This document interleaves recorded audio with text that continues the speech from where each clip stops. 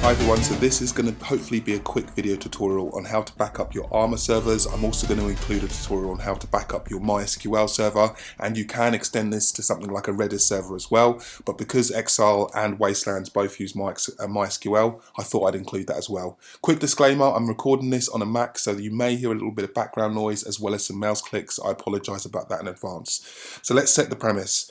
I want to back up all of my files, including any database files and my server files. I kind of want to do this with a minimum of 4 times a day, but you can do this as many times as you want or as few times as you want. It's completely up to you.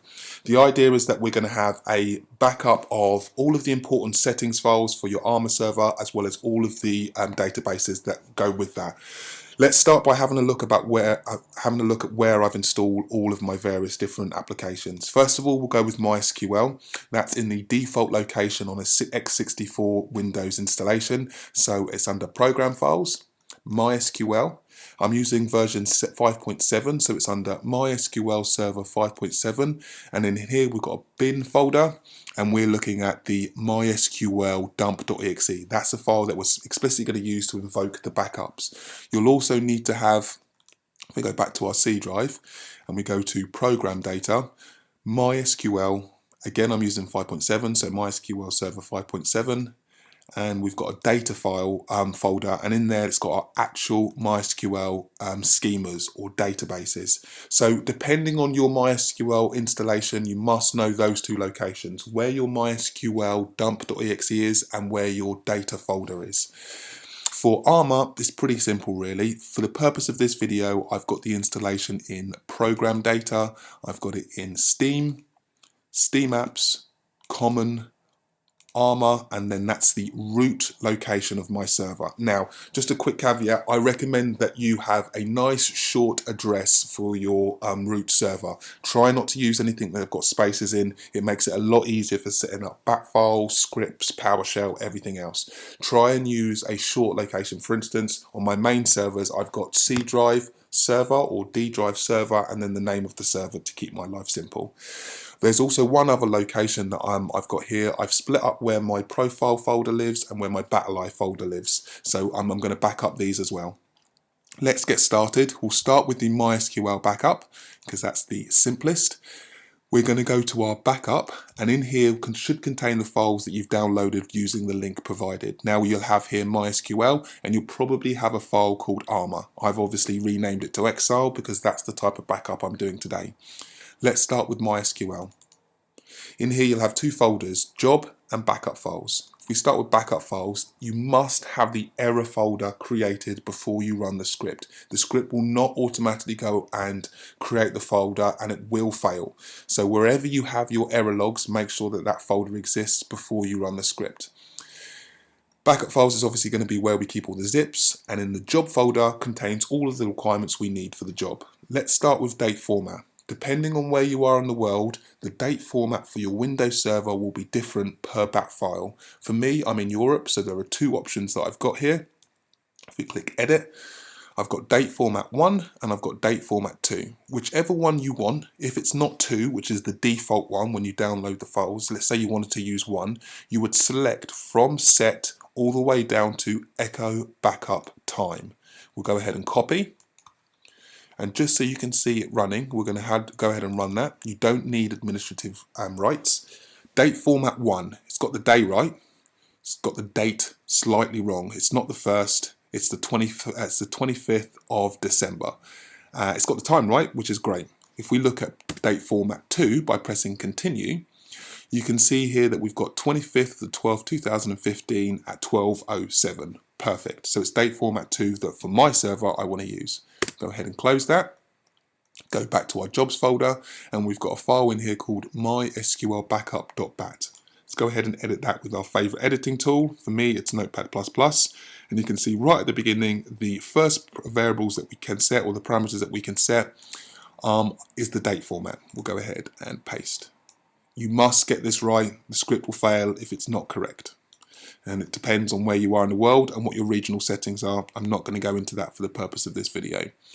The settings part is really the only thing you need to configure, with the one exception, which we'll go over in a second. So within MySQL, you'll need to have a database user created. I recommend that you create a separate one that you use specifically for backups. For me, this user is called Backup, and I've got a fairly weak password called my backup password. I recommend that you use something stronger, something with symbols, characters, long, nice and complex. We've got our error log that we talked about earlier, which must be created, which is in our C drive, backups, MySQL, backup files, error. We've got our dump, MySQL dump that we talked about earlier. I'm not going to go over the address again, but it's whatever your location is. We've got our backup directory. This is the permanent location for where your backups are going to live. For me, I've got it in the C backups MySQL backup files. The data folder, again, is what we discussed earlier in the program data, and we've got our data folder where our schemas or databases actually live. The zipper, this is very important, will have been downloaded as part of the link that I sent to you, and this is the location where that zip file lives. Sorry, just here, this is the location where that file lives. And if you looked in our folder here, we've got 7za.exe, and if we edit address, you can see that lives in C backups MySQL job, and that's reflected here, C backups MySQL job, and the name of the file. Retention days, fairly self-explanatory. This is the number of days I'm going to keep a backup for. The script will automatically delete any backup that's older than 7 days. This is so that you don't have an ever-growing backup file, because it can get quite big depending on your database size. You can set this retention day to how many days you like. I back up for 7 days locally, and then I remotely back up those 7 days to a remote location, which I archive for longer. If you don't do that process and you just keep local backups, which again I don't recommend in case your server goes pop, you really might want to keep a longer period. I don't know, 31 days or 14 days, a couple of weeks, whatever you like. But it will automatically delete anything older than that based on this date and time format. Everything else under here you don't really need to change unless you have set a non-standard port for your MySQL database. If we go over to here and we click on server status, you can see my port is 2143. In my bat file, that's reflected here, port 2143. If you're using the default port, which is 3306, you do not need to specify this here, and you can go ahead and delete it. So you've got one space here and then the database and routines. However, I have, and if you have a different port, you need to reflect that here. Other than that, that's this setup. You're good to go. The only other thing you need to do is make sure that this user and this password is set up in MySQL. I'm using MySQL Workbench because I'm not great with MySQL command line, but you can do this through command line. I click on users. I've got a backup user set here, and you can see here under logging, I've got localhost defined. Do not use wildcard. It means that anybody can use that username and data and password from any remote location. Either use the loopback address, which is 127.0.0.1, or you can just type in localhost. My Excel server is a little bit different because I have a remote web server that calls to it to get stats, etc., etc. So under administrative roles, you want to make sure that you, under backup, you select backup admin, and then you also want to select show, view, and trigger. So click on backup, make sure that's checked, and then also check show, view, and trigger. Once you do that, this custom role will auto appear. Click apply, and you're good to go. Now, if we were to go back to here, you can run this. You don't need administrative rights to run it. Click open. If all things are equal, which I hope they are, we can go into our backup files. We'll see one zip in here. It says full backup, 25th of the 12th, 2015 at 12:12, which reflects this time here. And if we go into there, you can see all of our databases on this server have been backed up. Now we can go to errors, and we can go to job, and you can see there'll be one error, show fields from host summary, and it's this sys database. That's because we haven't given this user database admin, we haven't given it elevated privileges, and you need those to back up that particular system database. Don't worry about that. That's completely normal. Everything else has been backed up as it should be. So that's MySQL, nicely backed up with a retention of 7 days.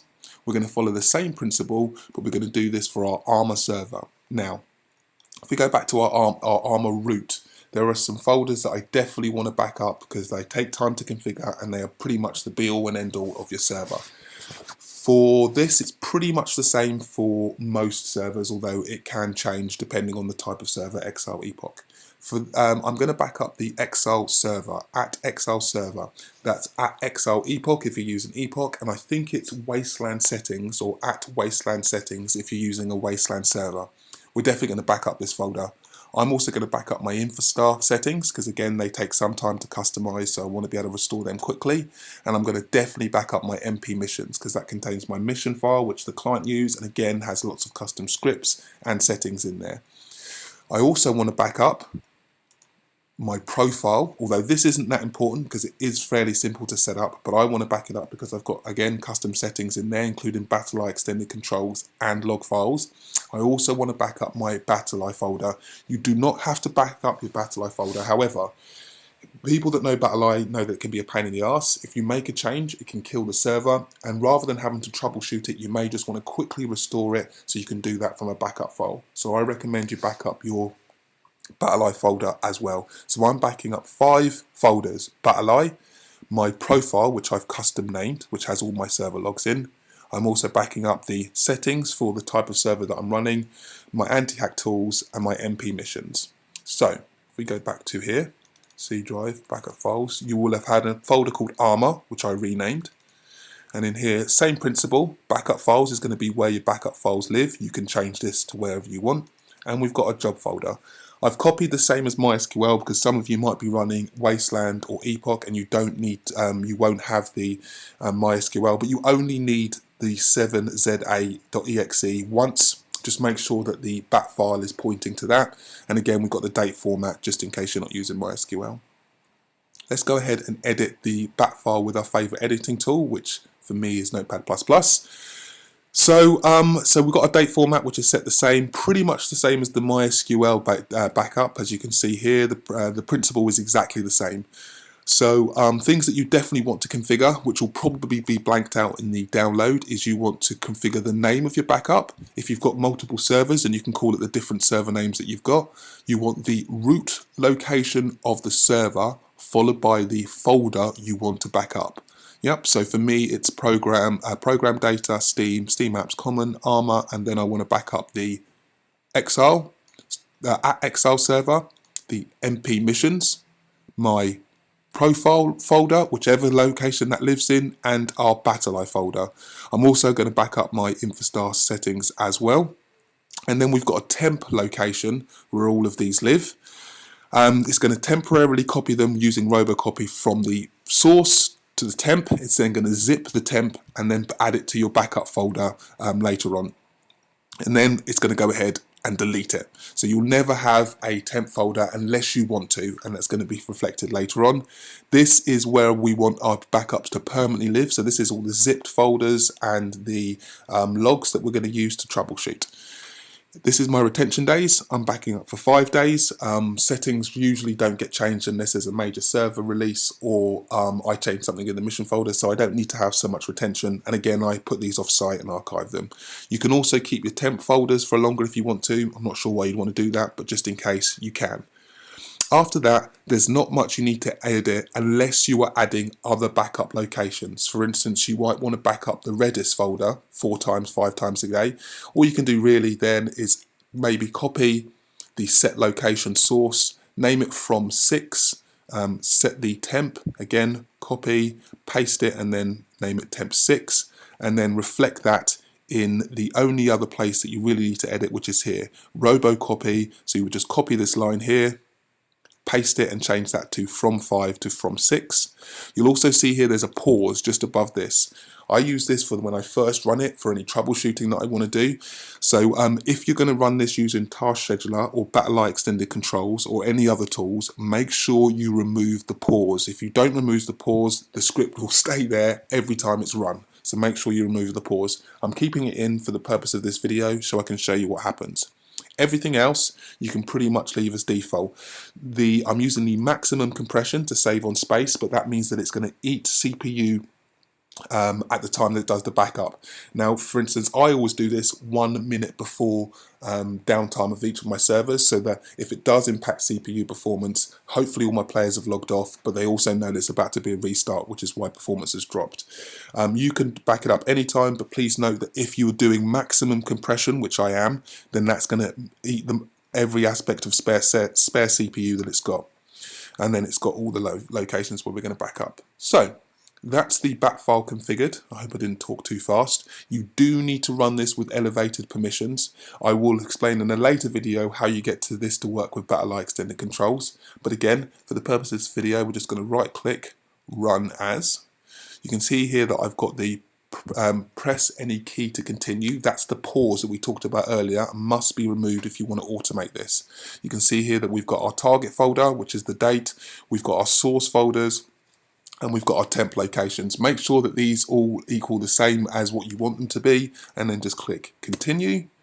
That's going to go ahead and copy those, compress them, delete the temp, and then make sure that zip folder is in the backup drive. So if we go back to Excel and go to backup files, here is our compressed file. It's got the date that it was backed up and the time. If we open that up, we've got our Excel server, our Infostar, our BattlEye, our profile folder, and our missions folder with all of our mission files in there as we like. So that's nicely done.